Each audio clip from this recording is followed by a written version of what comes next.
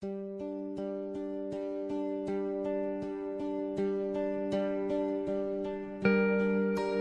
very good morning to you, ladies and gentlemen, and welcome to this live chat on the living legends, brought to you by Meyer Vitabiotics and Science Integra. I'm your host, Dr. Ameet Patki. Our guest today is truly people's person, coming from very humble beginnings through sheer hard work and determination, and having the right combination of clinical acumen and academia. He rose through the ranks to retire as professor and dean of one of the most prestigious hospitals in Mumbai and perhaps in India.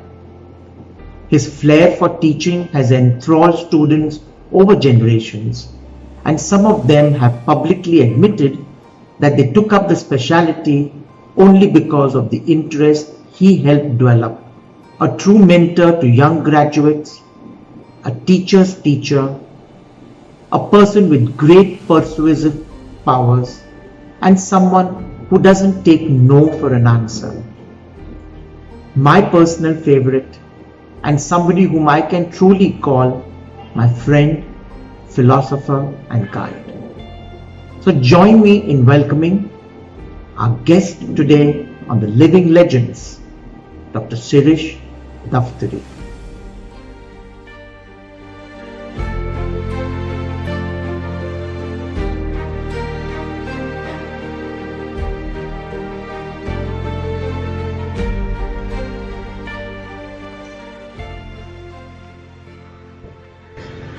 I've been invited for brunch at Dr. Daftari's place. Would you like to join me? Come on.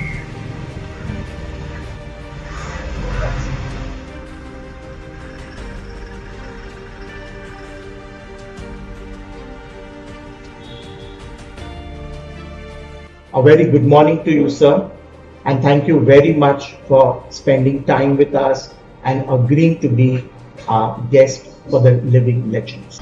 I'm honored. I'm happy to be talking to you today, and let's get on with the talk and see how it develops.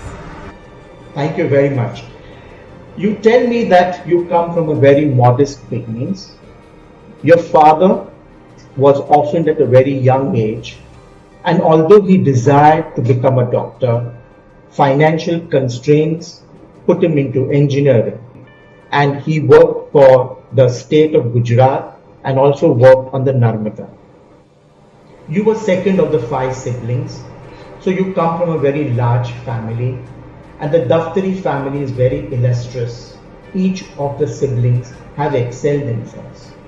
Can you tell me some reminiscences from your childhood? Thank you. What I would like to remind you is that we were 5 in all.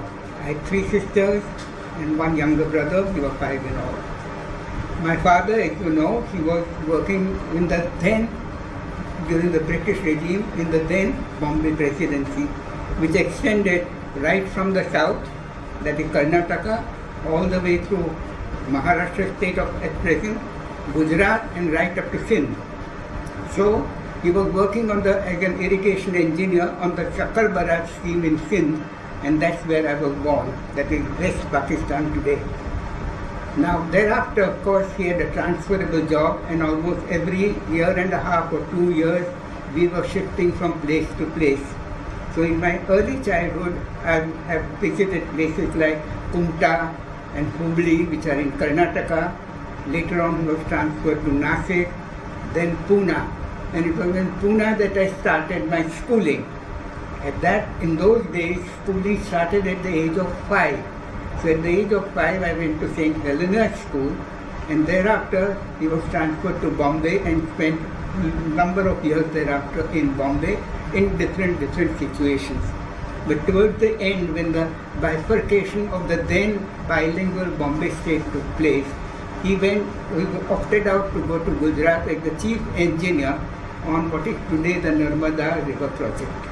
Okay, so since you moved a lot, and your sisters also were married into business and medical families, I'm sure there must be somebody in the family who had a lasting impression on your life.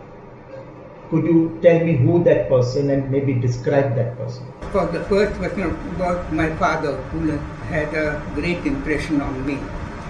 But my elder sister, she was about a year older than I. And we used to be like siblings in rivalry. She went to the St. Columbus school and did her BA with economics. Thereafter, after she got married, she went to Ann Arbor, Michigan, and did some courses in arts, history of arts. And later on, she got her PhD in the year 1972, and had never looked back after that. She had written many monograms, she won many scientific committees, she was the honorary director of the Museum of Modern Art, and then she was awarded the Padma Shri and whatnot. All these things, honors came her way. But she had always been very industrious, and therefore we were always looking at who was getting the higher rank whilst we were in school. So you always had to catch up to reach her. Outdo her. Outdo her. Okay, that's a better one. And I had a younger sister, Rashmi, who did her courses in diploma in architecture and specialized in interior decoration, mainly in designing of kitchens. And she was married to the late Dr. Sanat Bhagwati, neurosurgeon at Grand Medical College and the Bombay Hospital. We have somebody who has great and fond regards for you, Dr. Ameet Bide, presently a fetal medicine consultant at the St. George's Hospital and at the Portland Hospital for Women. He's also the deputy editor for the Scandinavian Journal and a visiting associate professor at the University of Norway. Amar has been your student, Amar has been your lecturer in the unit before he went to carve a niche for himself in the UK. So let's listen to what Amar has to say about you. Can we have the audio of Dr. Ameet Bide, please? Dear Ameet, thank you for asking me to talk about Dr. Daftari. I've known him during my undergraduate student days, my days as full-time staff at Vadia Hospital, and later as a teacher and mentor. He has been a direct and indirect mentor for countless young doctors. People know him as a skilled clinician, charismatic teacher, influential professional, and a successful doctor. I also know him in many other capacities. I know him as a son doting on his mother. Immediately following my MD, I was jobless. I took up a job as a resident doctor at Dr. Daftari's Total Care Clinic, also known as DTCC. After early morning hubnub, the Parla Express would depart for Parel. The remaining occupants of DTCC, apart from myself, were Ba, Dr. Daftari's mother, and Mansukh Bhai, his trusted pathologist. I have spent many late mornings in Ba's company. She was mainly responsible for my pickup of spoken Gujarati. I do not consider myself proficient in Gujarati, but I can get by thanks to her. On some days, she expressed a desire to visit her daughter's house in South Mumbai, and Sir's car was immediately surrendered to her, no questions asked. I witnessed many occasions when he would sit by her side after the evening dinner, peeling an orange, talking about family and worldly matters. Despite his busy schedule, he would always find time for Ba. I have also known him as a student. He was, and I believe still is, a student of people. He loves people. He loves studying people. I have travelled with him to many parts of the country. Every new place we would go to, there would be countless people he would know by name. He knows their families and friends. It was like he was a member of their family. I do not know a better judge of personalities than him. He can suss out what it is exactly that makes an individual tick. The result is that he can hold a great influence on them. Once you meet him, it is impossible to not do what he wants you to do. The only alternative is not to meet him in the first place. Unfortunately, it is not possible to travel back in time. Luckily for us, he uses his powers for the good of you and me. When I was a schoolboy, I used to read a comic series published by King Comic featuring Mandrake the Magician. This was created in 1934, not long after Sir was born. The differences were that he did not live in Xanadu, did not have a cape, and did not sport a moustache. But like Mandrake, he can make people do what he wants. I was fortunate to be on his right side, and I'm hoping that I remain on his right side after he has seen this. Jokes apart, I wish him a long, healthy and active life, and thank you once again for asking me to contribute. So I think this was very touching. Amar spoke about Dr. Daftari's mother, whom I was fortunate enough to meet, and I felt that she was a very, very strong personality. So I know from where Dr. Daftari has got part of his genes. Sir, you fulfilled your ambition and your father's dreams to become a doctor. You excelled in your studies at the undergraduate and at the postgraduate levels at the GS and State GS Medical College.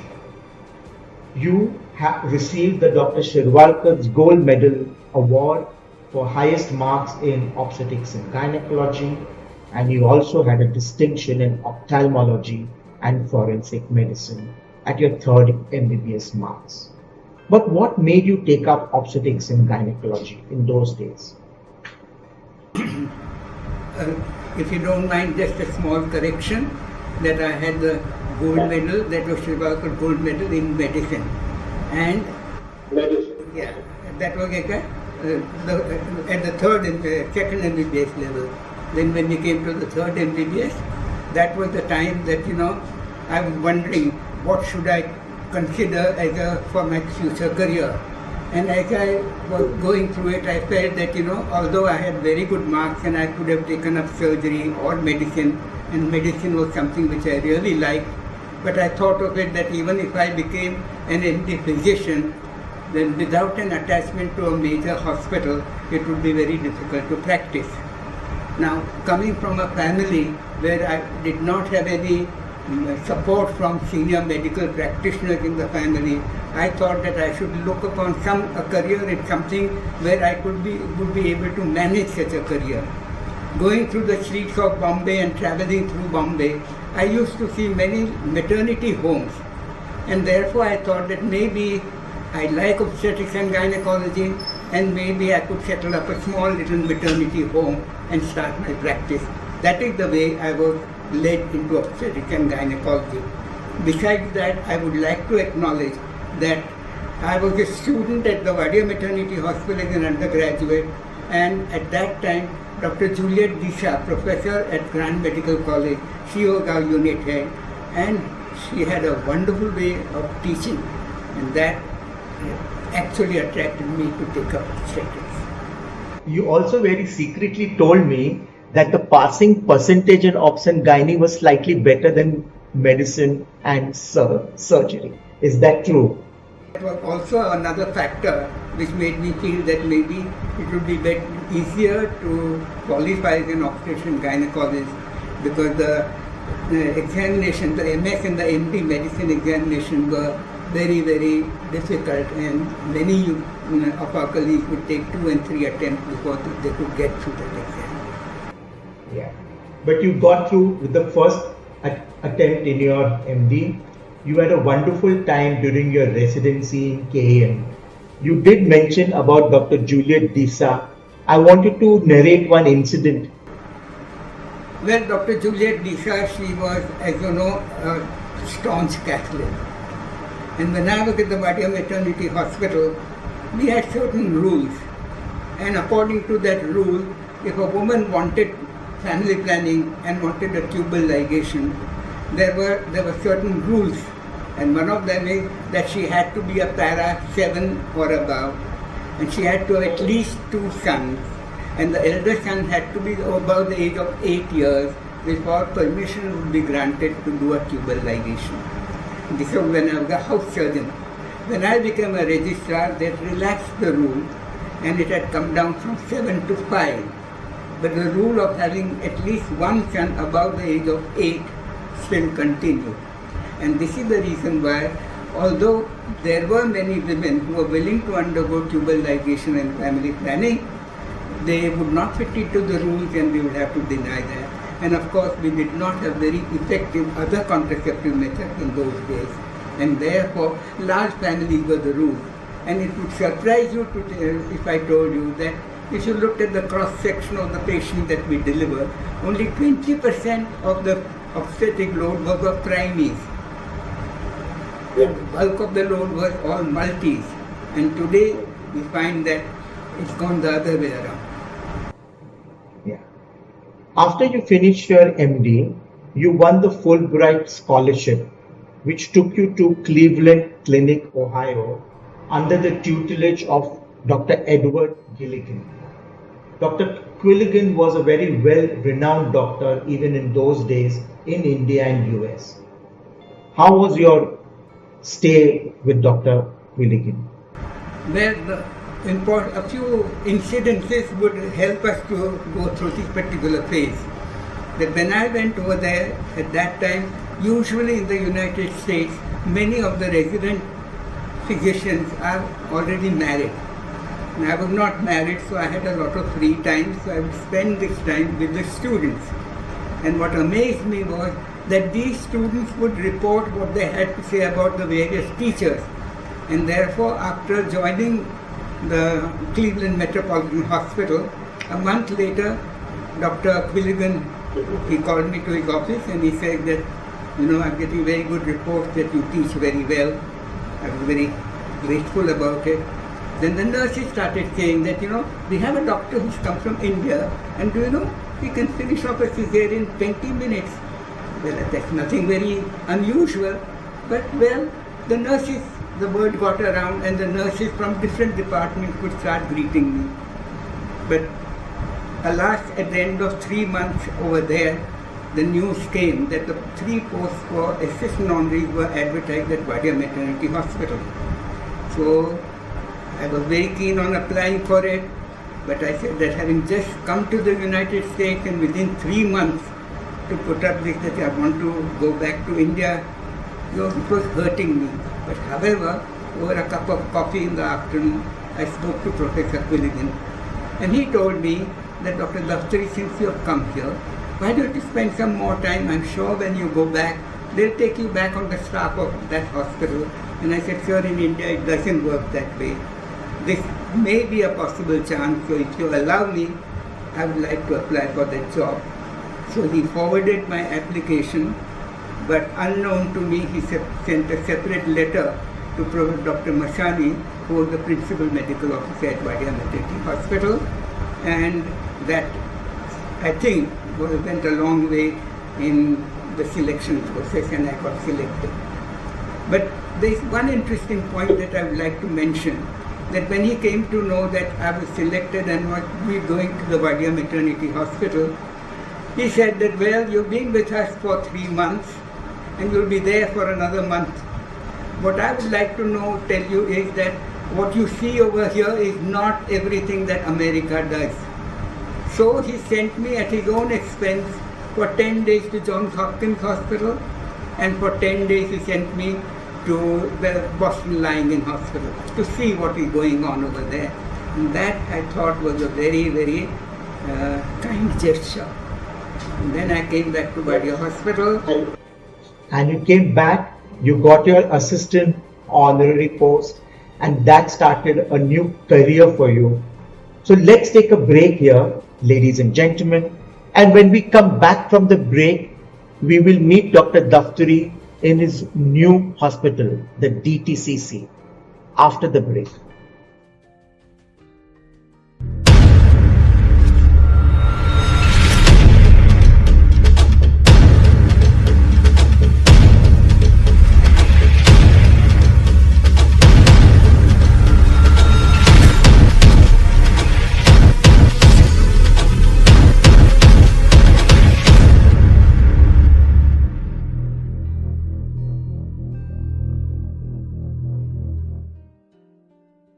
Welcome back after the break. You're watching me with Dr. Shirish Daftari in The Living Legends, brought to you by Meyer Vitabiotics and Science Integra.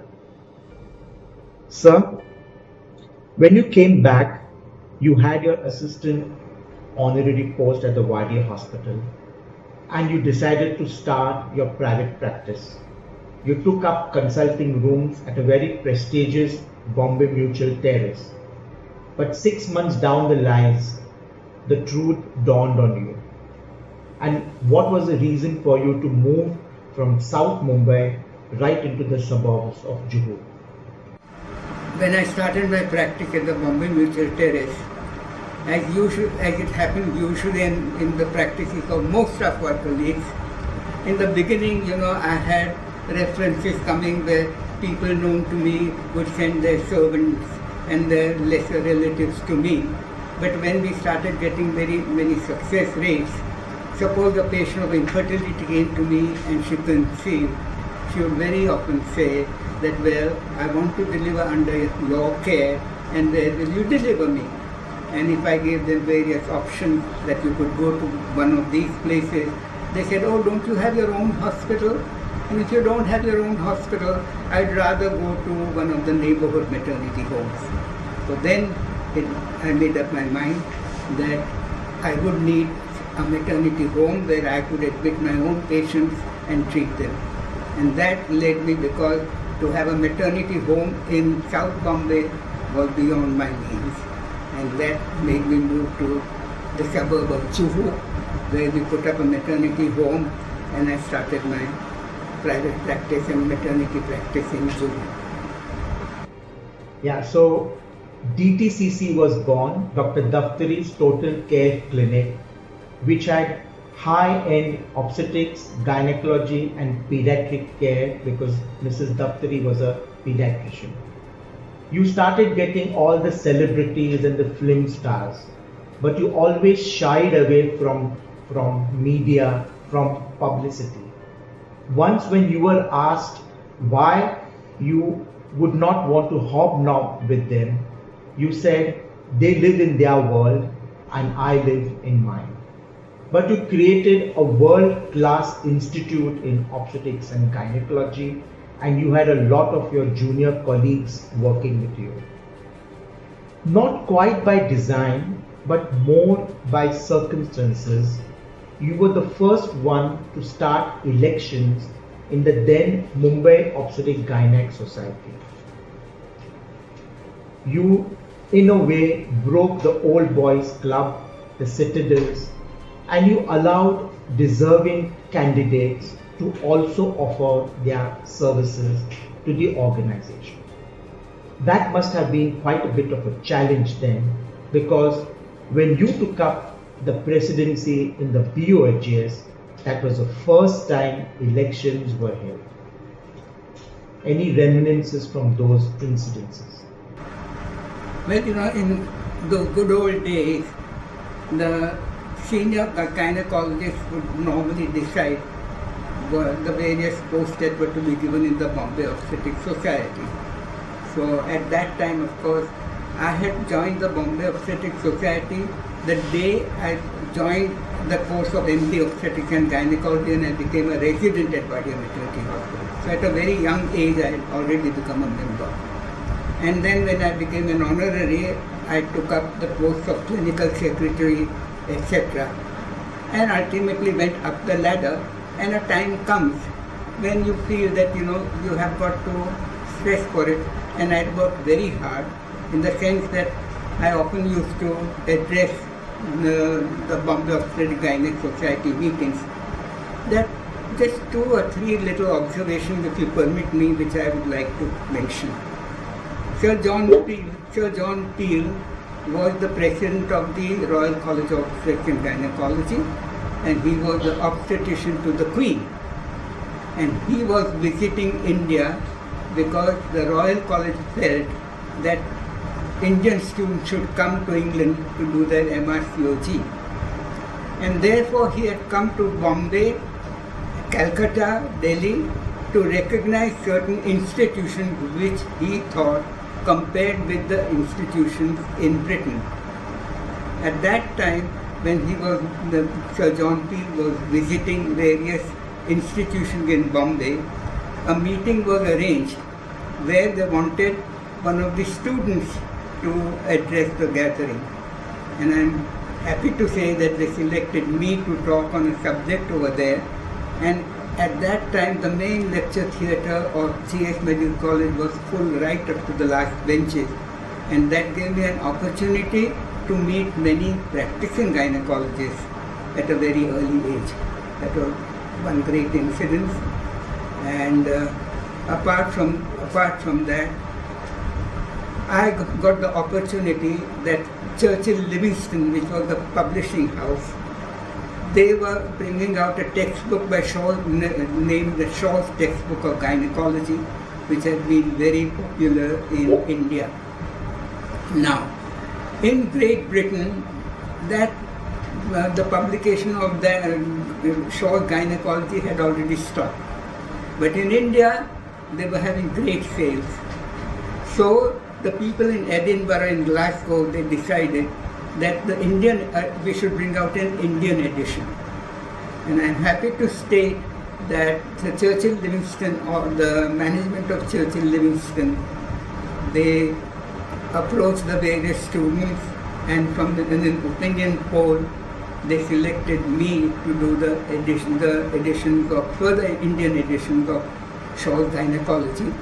And in the wake of that, the textbook of obstetrics and a book on infertility and many other publications followed. Yes, and then you also were the Indian edition for Fernando Arias, for Holland and Bruce, and you have over 11 international books that you had, the Indian editions, and you brought not only wealth of knowledge but access of these books to the Indian students. From your Bombay presidencyship, you took up a committee chairperson, the MTP committee in Foxley. Could you tell me some highlights on that committee, because then you all used to be committee chairs for 5 years? So when I took up the post of chairperson of the MTP committee of Foxley, well, I thought that this is my opportunity to visit different towns in India and to spread the message of MTP, demonstrate MTP, carry out workshops over there. And over a period of 3 years, I had conducted almost 40 workshops. And we even published the Foxy manual of obstetrics of MTP. We published this, and this was amongst the first publication under the Foxy heading. But this opportunity of meeting various people in different towns, that gave me a great exposure of meeting and colleagues all over the country, and that helped me in my election to the vice president and ultimately to become the president of all the Federation of Obstetrics and Gynecology in India. Yes, I absolutely admire Dr. Daftari. He not only remembers your name even after years after you have met him, he remembers your spouse's name, and if you had children when you first met him, he would exactly ask you about them. So he was a person who was endearing, who considered you as a family member and made you extremely comfortable in his surroundings. Your Foxy president year of 1987 was another moment when you opened up the gates at an all India level and you inducted 6 new chairpersons for 6 new committees. So your inclusiveness was always being seen, that you wanted to include more people to work for the organization, and I think Foxy should always thank you for thinking and having that foresight for having these various committees. Some reminiscences from your Foxy presidential year. Well, as I told you, that there were 2 things that interested me. The first thing was there were many capable people, interested people who had something to contribute but did not have outlets to show their skills. And I thought that there were many different areas in obstetrics and gynecology which needed to be emphasized. And therefore, when I was the president of Foxy, I created 6 new committees and brought in endoscopy and infertility and adolescent and health, and the committees on public health, one committee on rural obstetrics. So in this way I brought in various committees and saw to it that these were distributed all over India, not only mainly to Bombay candidates, but to people from all over the country. Not many would know, but Dr. Daftari has a unique distinction of presiding over 2 FOXI annual conferences. And this was because the incumbent president sadly expired maybe 10-15 days before installation, and Dr. Daftari very gracefully continued his presidency for the next 3 years until FOXI elected a new president. I think each one of us has a mentor, and amongst the many people who have helped you, maybe in your practice, maybe in various organizations, is Dr. Ameet Parekh. Some of your memories of Dr. Ameet Parekh.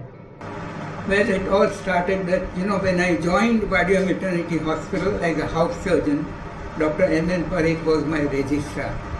And as you know, that in those good old days, in every unit there was just one houseman and one registrar. So naturally, when we worked so closely together, we bonded. And he was the one who would keep advising me how to study prepare myself for the ND examination. He was the one who encouraged me that you should present papers. He was the one who encouraged me to contribute articles to the journal. He helped me to get onto the journal, and so I was on the editorial board of the Indian Journal of Science and Gynecology for a few years. So in this way, he was always helpful to me. But if you give me permission, I would like to narrate an incident. That he was one of those who pioneered endoscopy in our country. And they used to go for endoscopy camps, sterilization camps to small rural towns. And I remember having gone with him, and in one of those places, because many of my colleagues here would not know how it was being done, we would do it in a classroom, in a school, on a Sunday, because Sunday would be a holiday. The bench on which 3 students would sit, we would tilt it so that the patient would get a Trendelenburg position. And we would do the endoscopy in school compounds. And I remember in one of those places, somewhere near Palghar, we had gone to a place and we were doing this, and it was the very last case that we were doing. The scope was in, but we had not yet tied the tubes. And at that time, there was a power failure. So the point came up was that now we'll have to withdraw the scope. How can we proceed? But Dr. Ameet Parekh, he was one of those who had many ideas. So he looked outside and he saw a 2-wheeler motorcycle. So he brought it into the classroom, put on the headlight, and with that he connected and had enough light in the abdomen to do the bending of the 2 tubes. This I thought was innovation, how to get over a difficult situation and never say no to anything. I will do it. This I learned from him. So maybe the episode in 3 Idiots must have been taken from Dr. Ameet Parekh. Dr. Ameet Parekh has a unique distinction of heading not only FOXI, ISAR, IAG, ICOG, and various other organizations. So, you were blessed to be in such company. Unfortunately, because of health, we have not met him for many years. But yes, I have had the opportunity to interact with him for a few years, and I know that he was one of those few geniuses, as we would say. Your deanship at the Nauroji Vadia Maternity Hospital is considered as one of the golden periods of that hospital. It was not only your clinical and your administrative skills, but your far vision where you encouraged your junior colleagues to start super specialty clinics, and you allowed them to head these clinics. So you had endoscopy, infertility, colposcopy, and various other subspecialties which thrived in neurology Wadia. I was an outsider in neurology Wadia because I did my post-graduation elsewhere. But when I came, those few months I was in neurology Wadia was an eye-opener and a great teaching experience. Let's take a break here, ladies and gentlemen. And after the break, we have one of my colleagues, Dr. Manjari Khare, who will share some of her moments of that golden period in neurology Wadia after the break.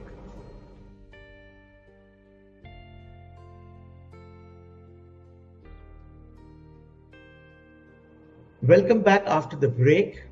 You are with me, chatting live with Dr. Shirish Daftari on The Living Legends, brought to you by Meyer Vitabiotics and Science Integra. Dr. Manjari Khare is a fetal medicine consultant at the Leicester Hospital in UK and the RCOG ultrasound lead. Manjari has worked as Dr. Daftari's registrar and has spent several years as lecturer in the Wadia Hospital. Manjari was ecstatic when I spoke to her, and she has fond memories of working with Dr. Daftari. So let's listen to what Manjari has to say. Hello, sir. It is such an honor and privilege to be part of this program today. And I cannot tell you, I'm so happy and delighted to be able to share some of my experiences with everybody here. We have been associated for over 30 years now, and our relationship has been extremely special. You've been my teacher, my guru, my mentor, a friend, and so much beyond. I'd like to say that I've seen the different sides of you, and perhaps some people may have not realized that you have a very funny side to you as well. And I remember when we went to Solapur for a CME, we sat onto the train at VT station, and until we got down in Solapur, we hadn't stopped on the roller coaster of laughter, because you entertained us non-stop with your jokes and with your anecdotal experiences. And oh my God, I wish we could make many more journeys like this.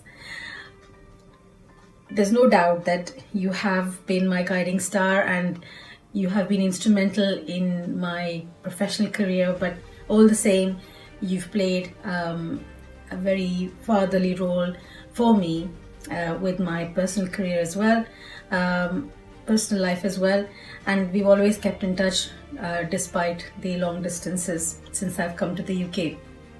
But I'd like to share that as a visionary, you knew that there was something that I should do that you could see was going to change my life, and you made me learn ultrasound as a lecturer in Wadia.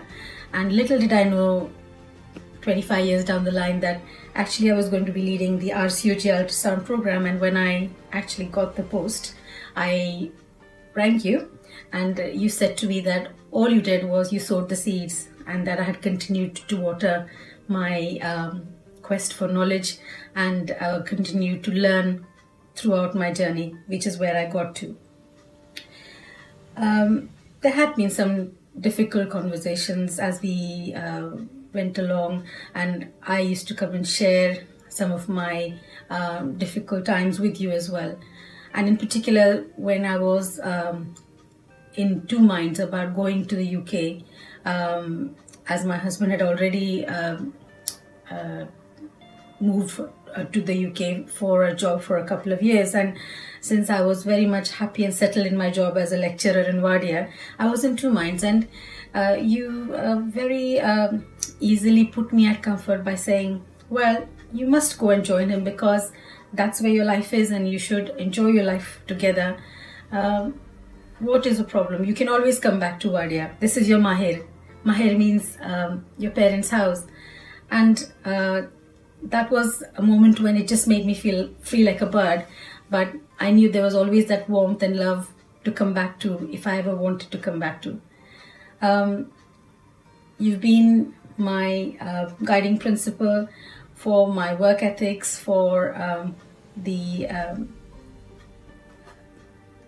motivation to continue to learn, and you are a role model for that, sir, because I know that even through technology, as technology moves on, you move faster than technology, and you have kept in touch with us through this technology, and there's never been a day when perhaps I've had a dull day or a challenging day at work over the years, and all I had to do was come back to one of your messages that you might have written to me, and I'd always find an answer there. So thank you so much, sir, for being part of my life, for being my guru, for being my teacher, and for being there whenever I needed you. I wish you all the best. I wish you a happy, healthy life, and hope we continue to share our association for many, many, many years and beyond. Thank you, sir.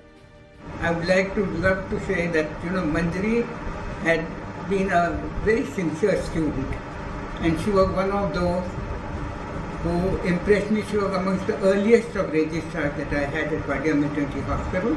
Very sincere, very hardworking, and as I had always mentioned that, having spent some time with her, about 2 years with me, I always used to say, I've already taught you what I had to teach you, and I'm sure there is so much more to learn in the world, and that's the reason why I said that in case you're getting an opportunity, although you are happy at Vadia Maternity Hospital, please go to England, see a whole new world, learn a few new things, and of course if you have the opportunity, come back to serve your country, but wherever you serve, please serve well, and she's done an excellent job in her career in the United Kingdom.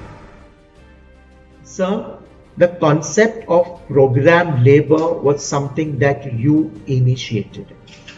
You realized the difficulties that obstetricians had in conducting deliveries late in the night without much support, without any anesthetist to give any form of pain relief to the patient. You brought this concept even to medical colleges, realizing that most of the deliveries have to finish when the seniors are around. Initially, when you started, you were heavily criticized for inducing labor, as they called. But 20 years down the line, I think what you thought was right. People now are using induction of labor, programming labor, so that they can offer the best services to the patient. Can you tell me a little on what brought you to conceptualize this programmed labor? During my travels, when I was carrying out MTP workshops, I went to smaller towns and smaller places, and there I realized that the difficulties which many of the obstetricians had who were used to working in their small private nursing homes. In these private nursing homes, they said that very often to get an anesthesiologist was very difficult, and often in some places I saw that the anesthetist would be giving his services to obstetricians in 2 or 3 small towns in the vicinity. So that is the reason why I felt that it was only kind that in the present era pain should be relieved, and that's a duty of all physicians to relieve pain. Now when I was at Vadia Hospital, an entire MD thesis was carried out by one of the students using epidural, and we found that this epidural was very, very useful, gave a lot of pain relief, and the results were very good.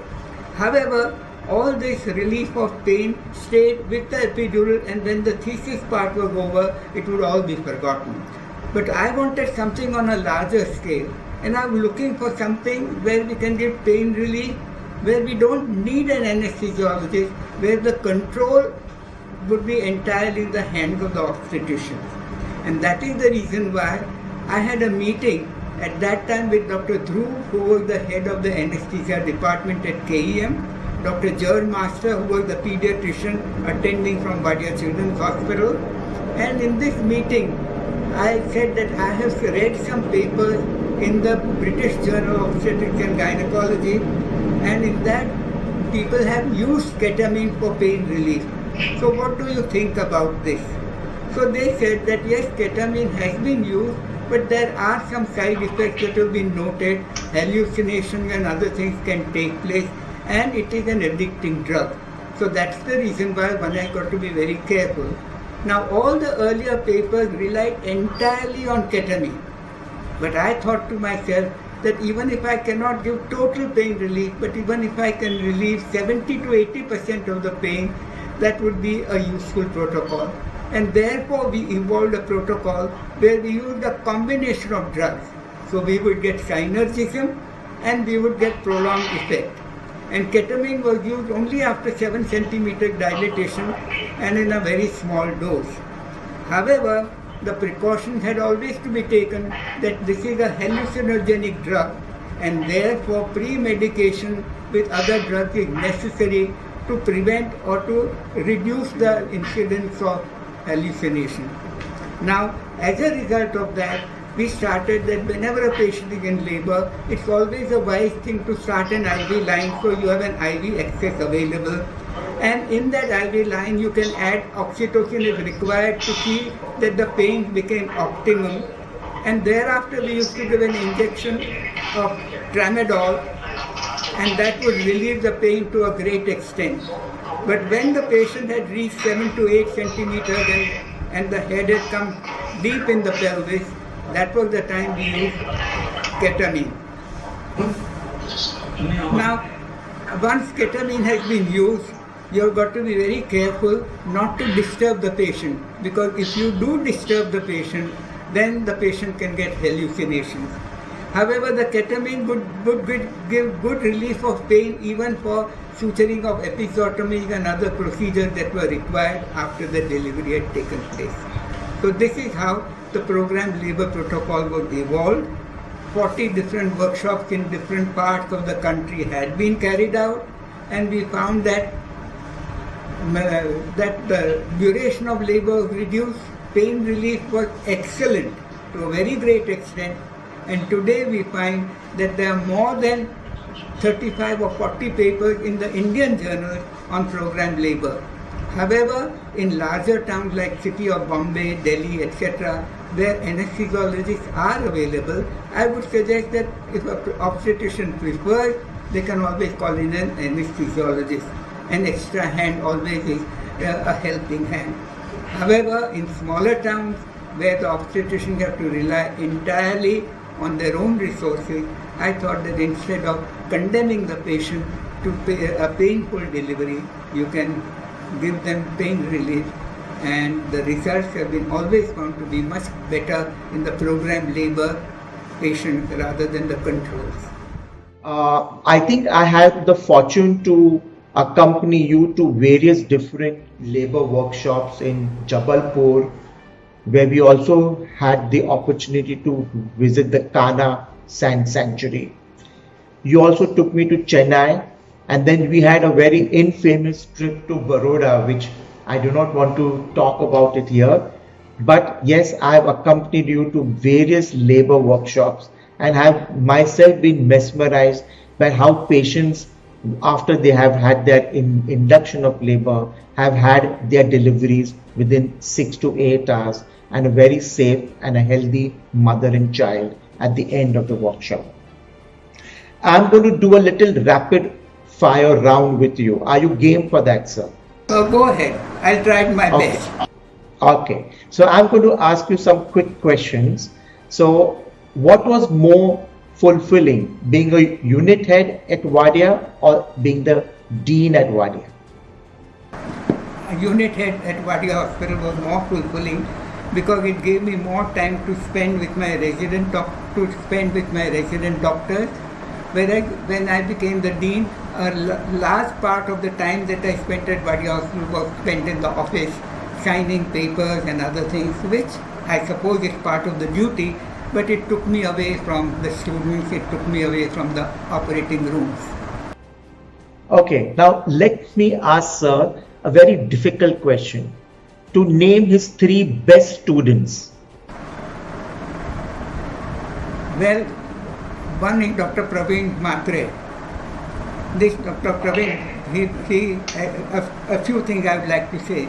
He passed his MD with distinction, among the very few people who get distinction. He was on the staff of Wadia Hospital, a very renowned teacher, liked by all, but more than that, he's doing a lot of basic work into tissue transplant, etc., and is being invited even to foreign conferences to present his work. I think he's done a great job. The second important student that I would like to talk about is Dr. Ameet Patki himself. He was with me. You need not name me. Yeah, he was with me just for a year, but within that 1 year, we became very good friends. And the nicest part of it was that when he joined my unit, I tried to pull his leg by saying that, you come from Science Hospital and we don't know what sort of training you've had over there. So whatever you want to do, I'll give you the freedom, but you have to inform me about everything that is going on. And so very cutely he told me that, sir, practices are the same in all hospitals, so you can rely on me, but in case you wish to come and watch me, you are most welcome. And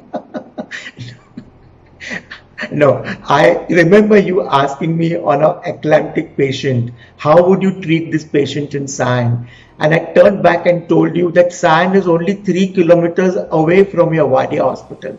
Practices cannot be that different 3 kilometers away. And I think we became friends after that.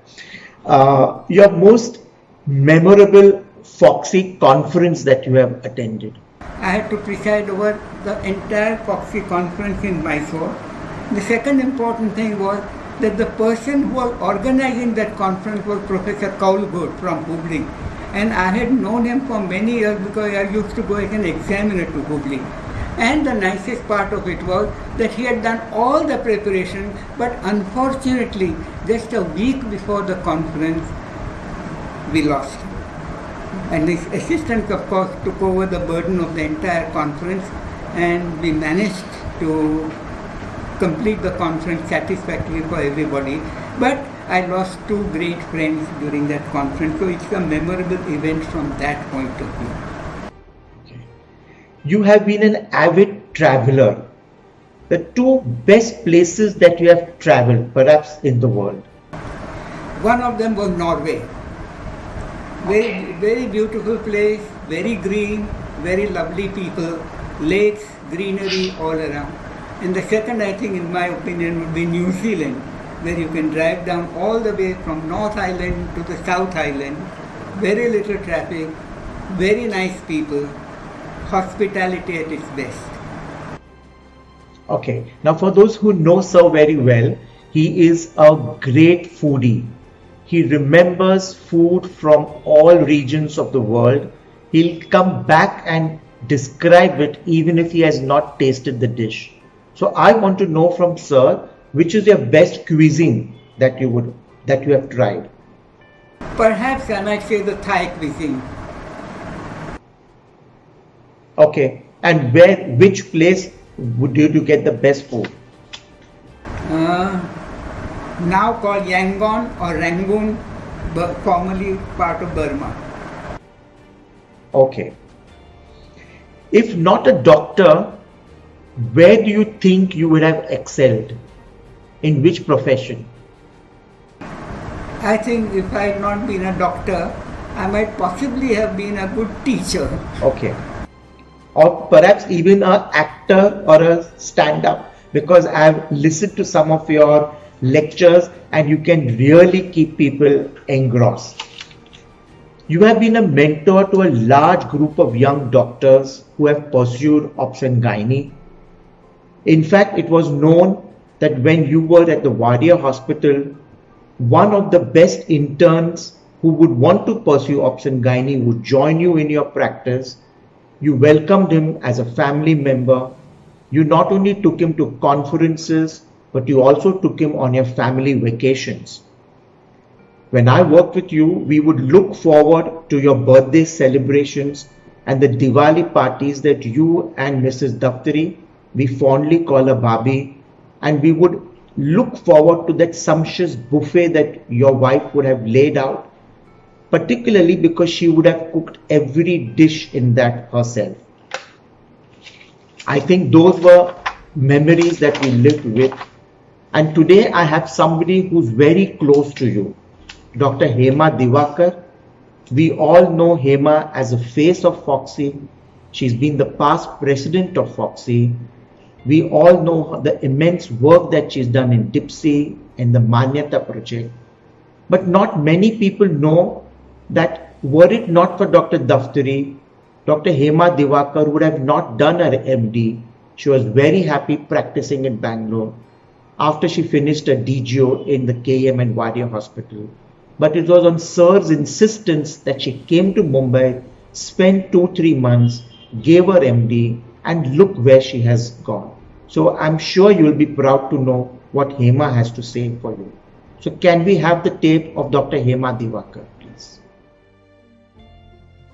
Oh, it is such a delight being able to have an opportunity to speak about my very beloved Dr. Daftari sir.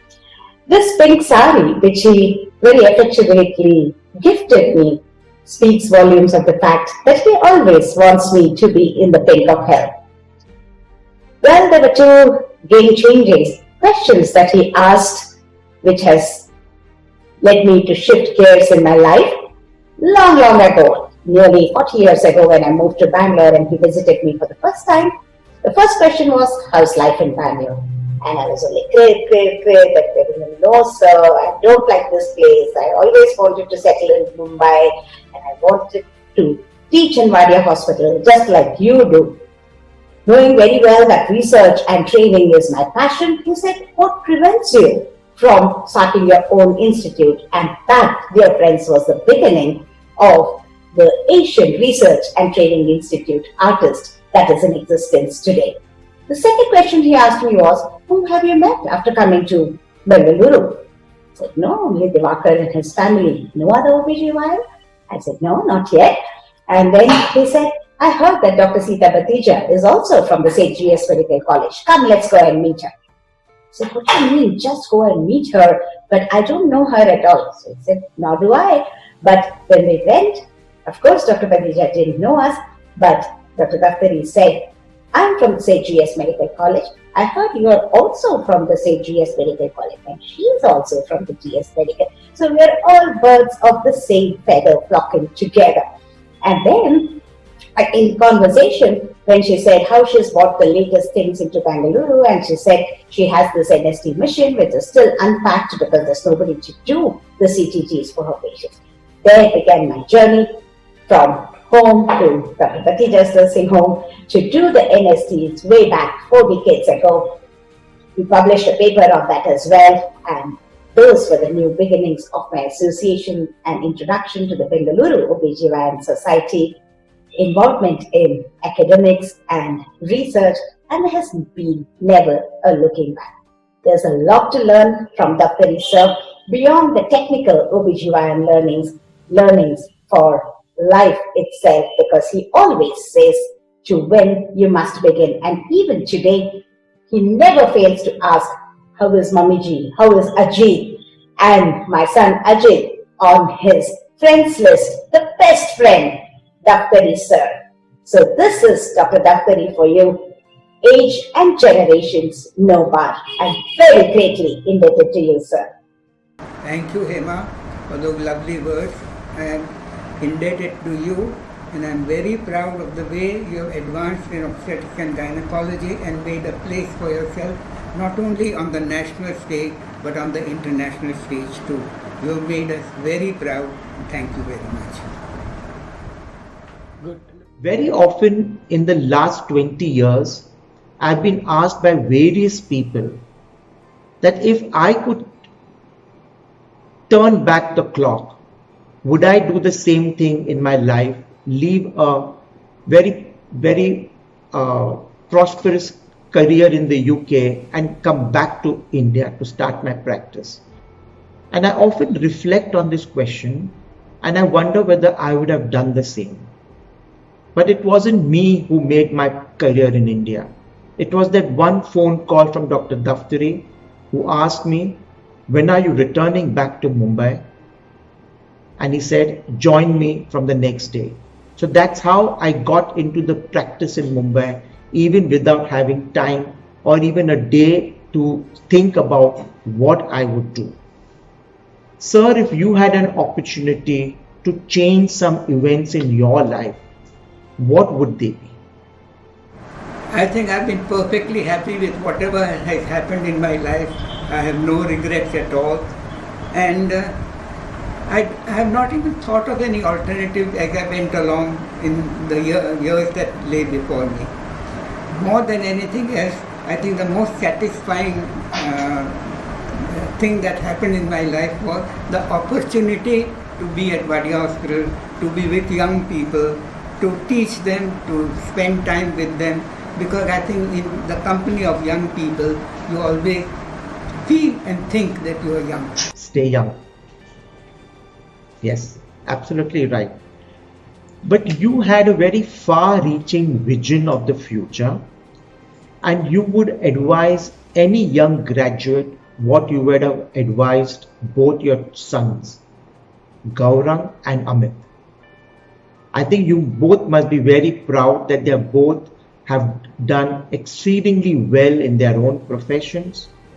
Gaurang, who graduated as an obstetrician from the KM and Wadia Hospital, then went on to do his residency at the Yale University, and then he was the reproductive endocrinology consultant at the Mayo Clinic for quite a few years before he changed tracks and now heads as an MD a very large multinational looking after their global affairs. Without your knowledge, I've taken the liberty to talk to Gaurang, and Gaurang has some few words to talk about his illustrious father. So can we have Gaurang Daftari on the screen, please? Ameet, thank you so much for reaching out to me to share a personal story about my father. I think most people are aware of what a wonderful teacher and mentor he is, but this is a story that changed the course of my life. I had completed my residency in obstetrics and gynecology, and the plan was to join him in practice and to continue the great work that he did. And this would have been a wonderful plan that would have worked out very well for all of us. However, I had an opportunity to come to the United States and to work at Yale University. And I had a very short period of time in which I had to make up my mind. And my father unhesitatingly told me that he always saw me as an academic, and he always knew that I wanted to strive for excellence. And it reminded me right away, as I was hesitating, that an opportunity can only come once, and this is a great opportunity, and that he would fully support me going ahead and furthering my own academic career. It was a very unselfish thing to do, because it meant that we had to give up on all of the hopes and dreams that we shared and could have accomplished together. But instead, it took me to a wonderful place in my life, and I owe everything and can only thank him for having had the foresight, for having enabled me to conquer my initial fear and hesitation of moving away, and for accomplishing even greater heights than I could have given this opportunity. So this is something that most people may not know, and I'm glad to be able to share it. Thank you. Gaurang, I'm very happy to hear what you have said, but as you know, that the sky is very high, and everybody should be given the opportunity to fly as high as they can. You made me very proud, and I'm glad for the lovely words that you have said. It's really touched me. Thank you very much for that, and I wish you all the very best and fly as high as you want. Thank you. Sir, I've had the opportunity to have memorable conversations with you several times before. But this conversation with you, which is going live, I will remember it for the rest of my life. Thank you for all what you have done for me and for several scores of young graduates. You may not be aware, but you have a large hand in their success, in their careers, and in their lives. Thank you very much, sir, for being with us. And if only I could come and give you a warm hug, but for today, it is going to be a namaste. Thank you very much, sir. Thank you.